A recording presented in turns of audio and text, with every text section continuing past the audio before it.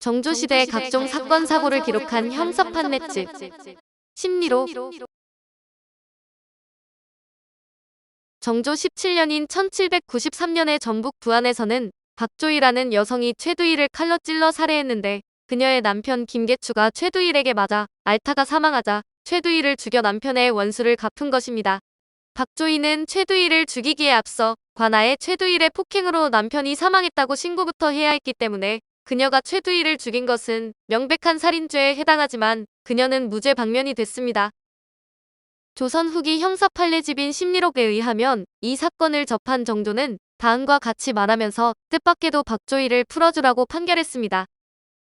아내에게 있어서, 지아비와 자녀에게 있어서 부모는 다 같은 삼강인 바, 자식이 아비가 구타당하는 것을 보고서 자식이 그 사람을 구타하여 죽게 한 경우에는 형류를 감한다고 법조문 중에 분명한 근거가 있다. 심리록은 정조가 대리청정하던 1775년부터 1799년까지 형조의 중요 사건을 다루는데, 규장각 소속 젊은 문신인 홍인호와 김희조가 정리해 1799년 완성했습니다.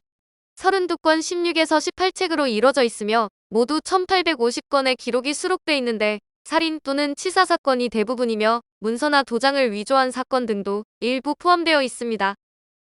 각 사건은 어느 지역의 누구 옥사라는 것을 밝혀 표제를 달았고, 사건의 경과, 직접적 원인 등 사건의 개요와 각 관서 형조의 보고 및 판단, 정조의 판부 등을 기재했습니다. 영정조 연간, 고문 금지, 공정한 옥사 처리 등 형사사건 처리가 정비되던 시대적 분위기를 반영하는데, 18세기 말 각종 범죄에 반영된 서울과 지방의 사회상을 생생히 전달해 시대를 이해하는 중요한 문헌입니다. 강간범을 죽였을 때 역시 살인죄가 성립되지 않는데, 전북 무주의 장우창은 1792년 자신의 아내가 배선봉에게 욕을 당한 사실을 알고서 그를 찾아가 마구 때렸습니다. 배선봉은 구타 끝에 목뼈가 부러지고 뒤통수가 벗겨지는 중상을 입고 목숨을 잃었는데, 관찰사는 강간은 격분할 만하나 세게 때린 것은 의도적이었으니 강간이 성립되었어도 용서하기 어렵다는 의견을 냈습니다. 그러나 정조는 강간 당했다는 말을 듣고 분노가 폭발했으니 혈기가 있다면 누구나 그러했을 것이다. 또한 아내가 증명했고 그자는 변명의 말이 없으니 강간 현장에서 체포된 것과 무엇이 다르겠는가라고 두둔했습니다. 살인죄이더라도 상방과실이 인정되면 죄는 상대적으로 가벼웠는데, 1799년 서울에 사는 이중환의 처는 인두를 잃어버리자 이웃 정의복 처가 가져간 것으로 의심해 말다툼을 했고 치고받게 되었습니다. 여자들의 싸움은 남자들의 싸움으로 커져 이중환은 정의복과 서로 밀고 밀치며 싸우다 정의복은 목이 부러져 죽었는데, 형조는 비록 죽일 마음은 없었으나 무거운 형류를 피할 수 없다고 했습니다. 그러나 정조는 서로 뒤엉켜 싸우다가 먼저 넘어진 자는 죽었고 그 위에 넘어진 자는 살았는데 어찌 무거운 형벌을 적용할 것인가라며 가벼운 처벌을 주문했습니다. 한편 무덤 쓰는 것을 놓고 소송이 끊이지 않았고 살인도 벌어졌는데, 경북 경산의 박사읍사는 1794년에 은삼손과 무덤 자리를 놓고 다투다 발로 음낭을 차 죽였습니다.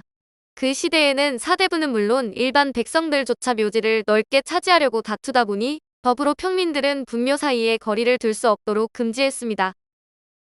반면 박사읍사는 어머니 묘소가 은삼손의 조상묘에 의해 머리가 눌리고 청룡이 침범받고 있다면서 묘지 이장을 요구하다 결국은 살인까지 저질렀는데, 임금은 범행이 사납고 간특하다며 엄중 처벌을 지시했습니다.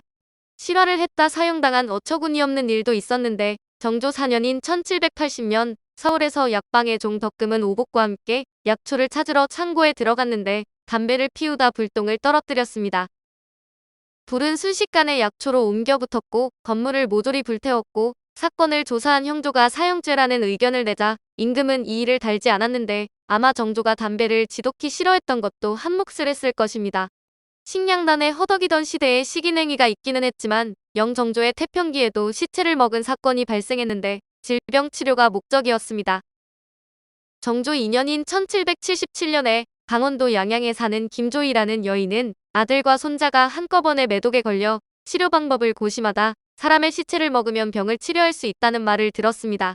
그러던 어느 날 그의 칠촌 조카가 어린 나이에 죽자 그는 이재득을 시켜 조카 무덤을 파서 왼쪽 팔을 잘라다 아들과 손자에게 먹였습니다.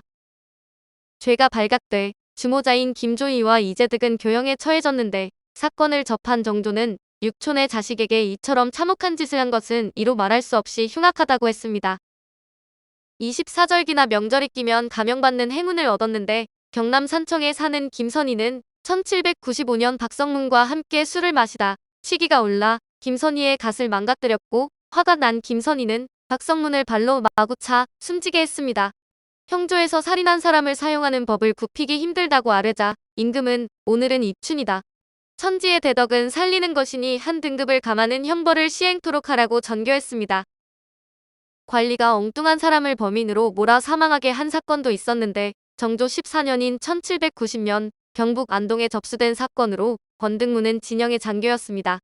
그는 도적을 잡는다며 평소 나쁜 감정을 갖고 있던 원복이라는 노비를 묶어놓고 때려 죽였는데 임금은 죄인을 엄하게 3차례 형문한 후 절도의 종신 유배하라고 명했는데 이렇게 꾸짖었습니다. 근래 도적을 잡는 포교와 나졸들이 민간인을 침학하는 일은 실로 하나의 고질적인 폐단이 됐다. 사안이 비록 공무로 인한 것이라고는 하지만 범행에 사심이 있는 것이니 살려주자는 논의를 가볍게 해서는 안 된다.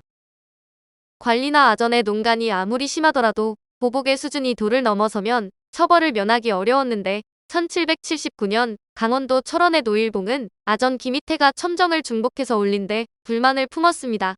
그는 김영재와 공모해 한밤중에 김희태의 집을 방어했고 결과적으로 3명이 화마에 희생됐는데 김희태의 행위는 분명 잘못이지만 한밤중에 가정집에 불을 질러 다수의 무고한 희생자를 낸 것에 정조는 경노했습니다. 주모자 노일봉은 능지처사에 김영재는 부대시참에 처해야 한다고 형조가 의견을 내자 정조는 이를 그대로 윤허했는데 심리록에 이처럼 능지처사 처분이 내려진 경우는 거의 찾아보기 힘듭니다. 강원도 화천의 기린왕은 1790년 고을 수령을 무고하는 글을 도나문에 붙였다. 목숨을 부지하지 못했는데 정조는 도성에 무단으로 들어와 궁궐의 대문 앞에 이 같은 글을 걸어놓은 것에 불같이 화를 냈습니다. 근래 들어 도성에 들어오는 일이 자유로워져 해괴한 일이 일어나는 것이 한둘이 아니었다. 엄하게 타이르려고 마음먹었는데 결국 이런 일이 터지고 말았다. 관아의 당하관들이 낮에는 침상에 기대어 담배나 피우며 하루를 보내고 초저녁부터 코를 골며 자고 있다. 발견되는 즉시 잡아다가 처벌하라. 간사한 백성도 해당 도로 보내 법대로 다스리라. 궁궐의 물건을 훔치면 날벼락이 떨어질 것 같지만 상황에 따라 처벌의 강도는 많이 달랐는데 정조 5년인 1781년에 서울의 방우성은 황종을 가져갔다가 들켰습니다. 형조에서는 범인에게 부대시참의 형을 내리고 관계된 자들도 벌을 져야 한다고 주청했습니다. 그러나 임금은 종은 가격이 한 푼에 지나지 않아 재물과 같지 않다. 만일 범인이 종을 훔쳤을 때 사형에 해당한다는 사실을 알았다면 범행을 저지르지 않았을 것이라며 죄인을 유배하라고 결정했습니다. 그러나 같은 해 내의원에서 은그릇을 절도한 노비태사는 목숨을 부지하지 못했는데 남몰래 여러 차례 은솥을 가져가 재산을 불린 것으로 형조에서 부대시참을 요구하자 임금이 이를 윤허했습니다. 문서 위조죄는 가중 처벌했는데 서울의 김천룡은 1794년 파직된 화량 첨사를 유임시킨다는 내용의 전교를 전달하면서 음식을 요구했지만 제시한 전교가 조악하기 짝이 없어 현장에서 발각됐습니다. 형조는 범인이 자백했으니 엄중하게 처벌해야 한다고 요구했는데 정조는 사형을 면할 수 없으나 인물이 우매의 위조죄가 얼마나 중한 일인지 모른다.